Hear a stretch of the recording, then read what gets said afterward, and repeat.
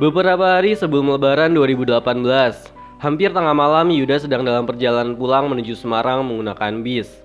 Hanya tinggal beberapa jam lagi sampai tujuan.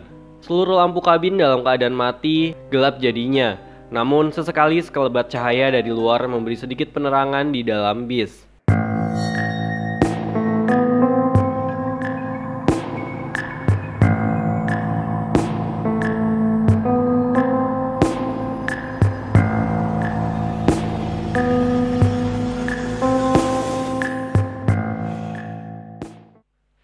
Garis remang berbagai warna menggurat setiap objek yang dilalui. Walaupun gak terlalu jelas, tapi tampakan tiap penumpang masih bisa terlihat sesekali. Sepi mendominasi, tapi sesekali suara mesin kendaraan lain di luar terdengar samar. Entah itu mereka yang sedang mendahului ataupun didahului. Jalur panjang tol Cipali mengantarkan ribuan kendaraan berisi berbagai insan yang sedang terbekap rindu akan pulang kampung halaman. Begitu pula dengan Yuda, saat-saat seperti ini adalah saat yang dia tunggu setiap tahunnya. Waktu di mana bisa pulang ke rumah, bertemu dengan orang tua dan anggota keluarga lainnya, menumpu rindu melepas penat. Sudah hampir 7 tahun lamanya Yuda bekerja di Jakarta. Selepas kuliah dia langsung merantau ke ibu kota, mencari nafkah, coba berdiri di atas kaki sendiri. Sesak dan pengap metropolitan jadi makanan sehari-hari. Ingin sekali sebenarnya dia untuk pulang ke Semarang seringkali, tapi waktu nggak memungkinkan. Hanya pada saat libur lebaran seperti ini saja bisa pulang ke rumah, mudik. Rumah tempat tinggal yang terletak jauh dari pusat kota menjadikan suasananya masih berbau pedesaan. Udaranya segar dan bersih, di banyak bagian masih terbentang pesawahan. Sejak lahir, Yuda sudah hidup dengan lingkungan seperti itu. Masa kecil hingga remaja dihabiskan dengan menikmati suasana yang menyenangkan. Makanya Yuda selalu ingin pulang. Dia harus pulang apalagi pada saat Hari Raya Idul Fitri. Yuda duduk sendiri di kursi tengah sebelah kanan, lebih dekat ke belakang. Tas penumpang lusuh ia letakkan di kursi kosong sebelahnya. Entah kenapa, menjelang Idul Fitri kali ini, bis yang Yuda tumpangi isinya nggak penuh, cenderung kosong malah. Gak sampai setengah dari kapasitas maksimum. Yang pasti Yuda sangat menikmati perjalanan. Setiap detiknya menyenangkan. Setiap jengkalnya membangkitkan senyuman, membuatnya gak sabar untuk segera sampai. Sementara bis terus melaju dengan kecepatan sedang, menembus gelapnya malam. Mungkin karena sudah tengah malam, ditambah jumlah penumpang yang gak penuh, suasana di dalam sangat sepi. Seperti gak ada kehidupan, gak ada suara sama sekali. Dalam keheningan, Yuda coba memperhatikan penumpang satu persatu. Ada yang tertidur pulas, ada yang masih terjaga, ada yang sedang melamun menatap luar jendela, ada yang terus-terusan memainkan ponselnya, dan lain sebagainya. Semua orang tampak gak memperdulikan sekitar, asik dengan aktivitas masing-masing. Termasuk juga dengan gak memperdulikan Yuda yang menatap mereka satu persatu dalam keremangan. Sebentar, ternyata gak semua asik sendiri. Dalam gelap, Yuda melihat ada anak perempuan berumur sekitar 4 tahun. Kepalanya menyembul dari sandaran kursi yang letaknya di depan sebelah kiri.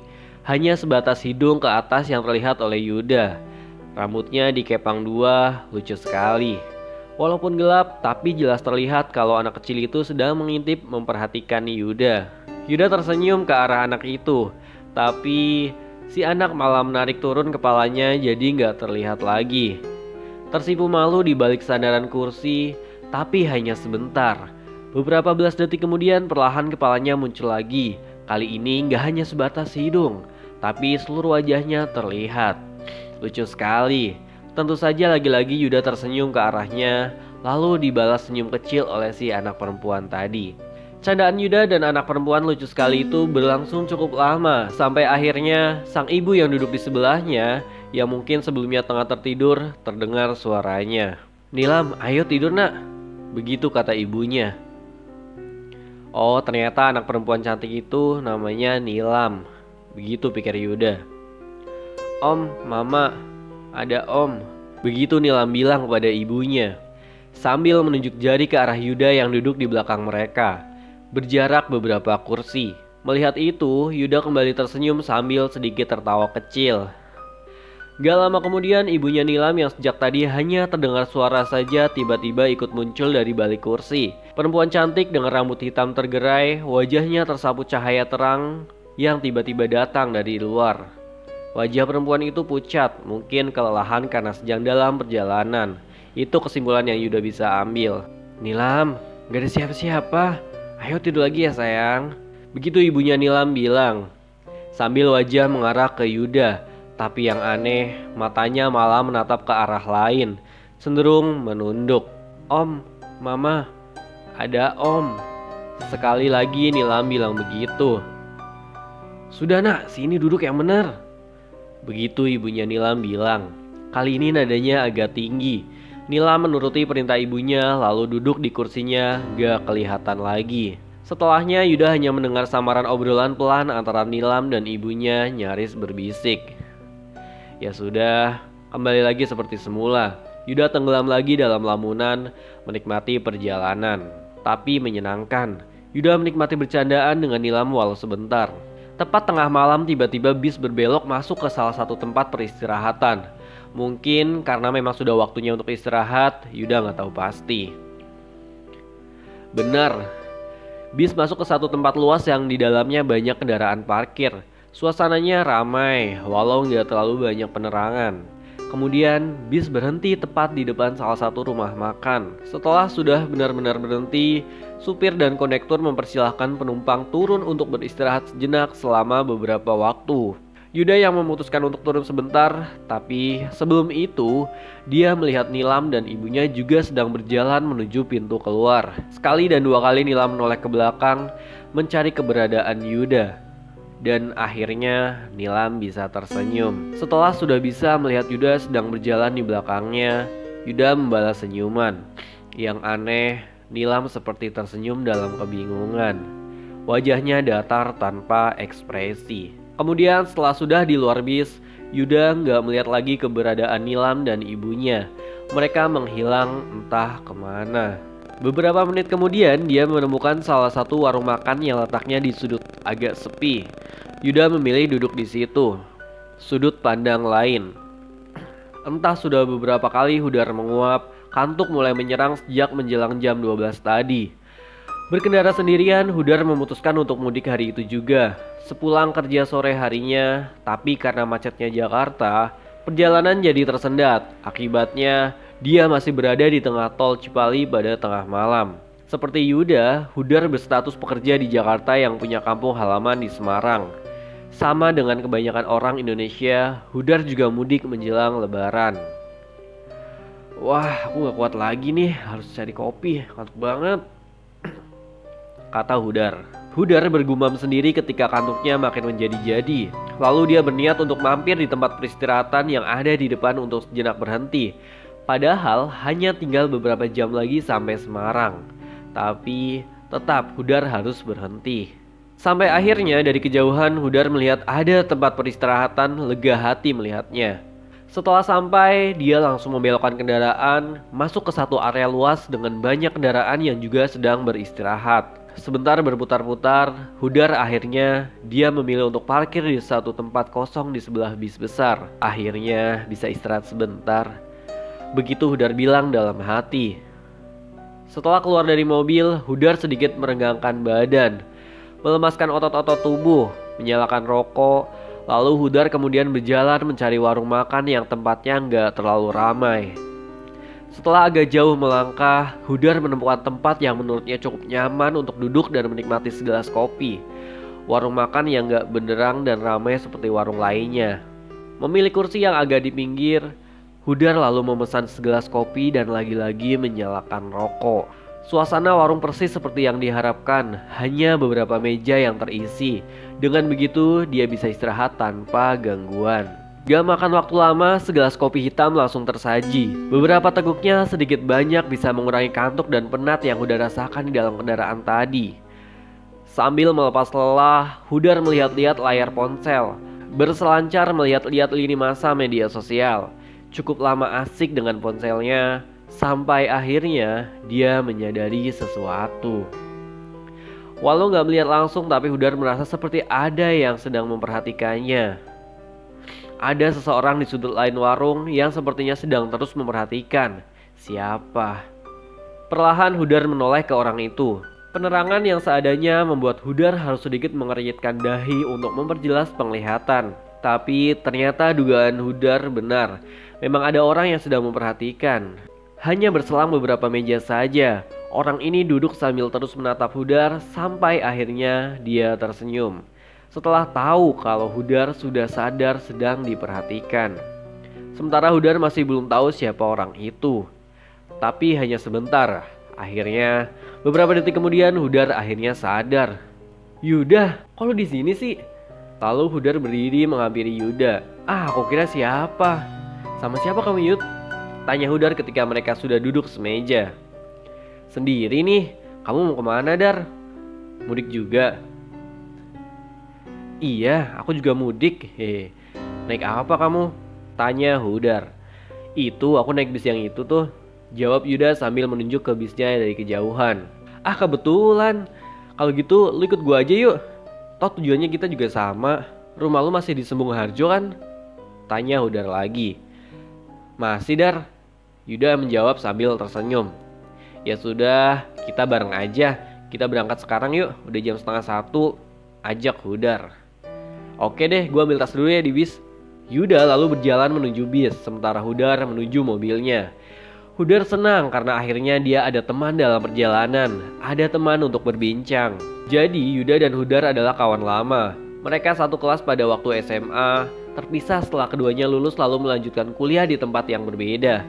Karena kesibukan, mereka mengetahui kabar masing-masing lebih banyak dari media sosial atau obrolan teman. Walau sekali bereuni dengan teman seangkatan lainnya. Dan akhirnya mereka dipertemukan di satu tempat peristirahatan di Cipali. Selanjutnya bersama berkendara menuju Semarang, kampung halaman mereka berdua.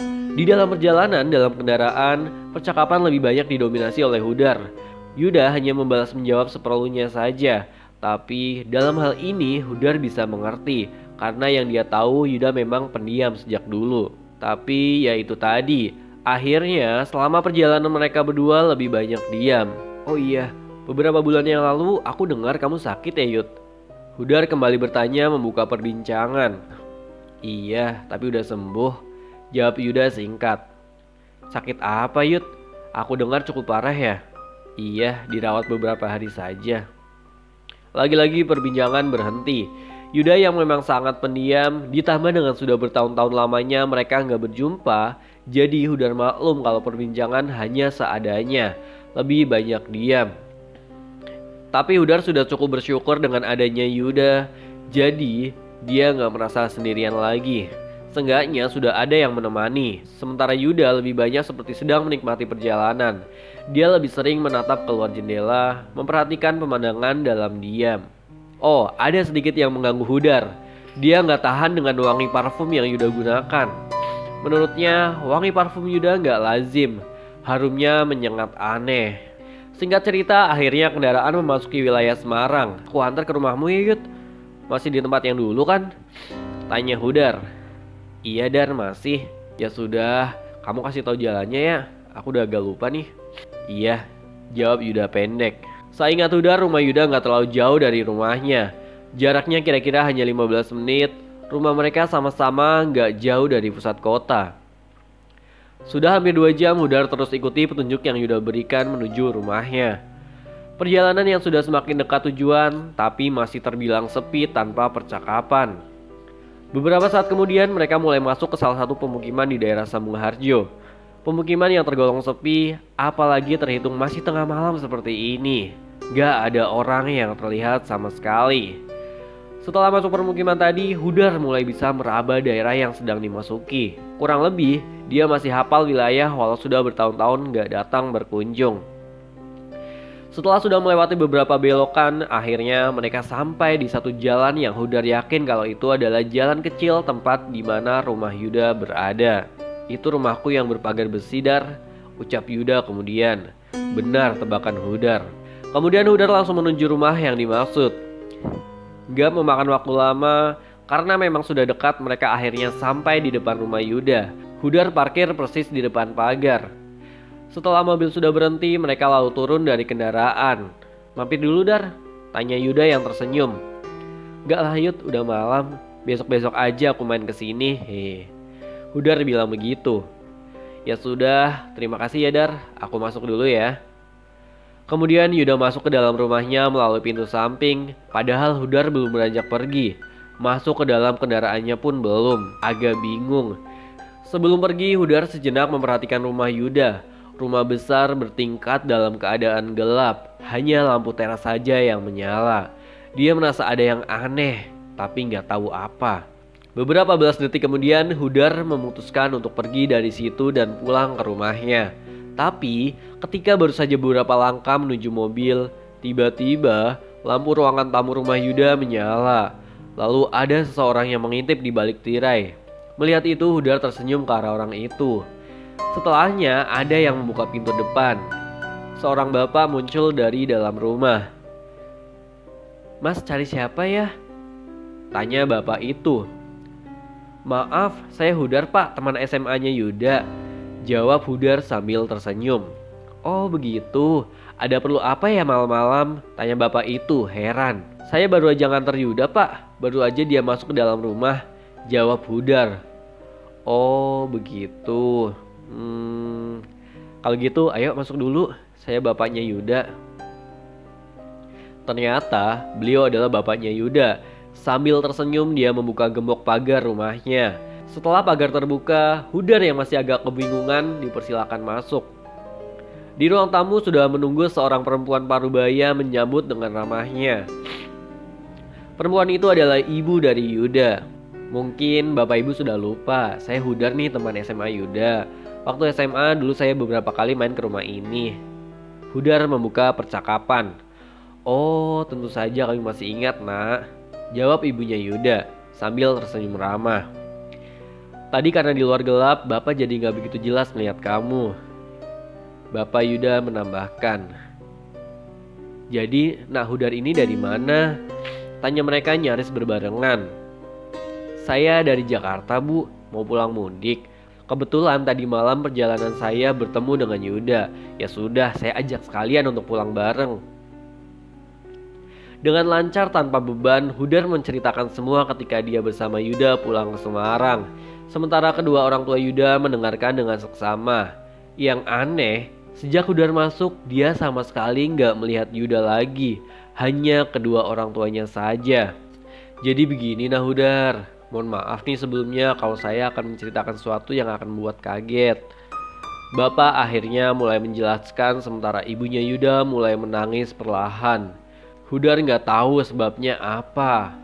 Mereka kemudian bercerita sambil menjelaskan panjang lebar kisah yang nantinya akan membuat Hudar menahan nafas. Mereka bilang sebenarnya Yuda sudah meninggal 6 bulan sebelumnya. Almarhum sakit keras ketika sedang tinggal dan kerja di Jakarta. Hudar kaget mendengarnya, shock. Padahal baru saja dia mengantarkan Yuda pulang ke rumahnya.